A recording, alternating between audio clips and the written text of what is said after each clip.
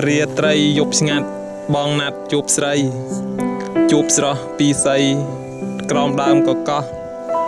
ឥឡូវបាត់អូនស្ងួនបំភ្លេចអស់ក្រោមដើមកកោះធ្លាប់ស្រមកខំរៀត្រីយប់ស្ងាត់បងនៅតែចាំទោះស្រមកខំបងនៅចាំស្រីឥឡូវបាត់អូនបងអណាស់ថ្លៃព្រោះអូនជាស្រីដែលជាម៉ែបង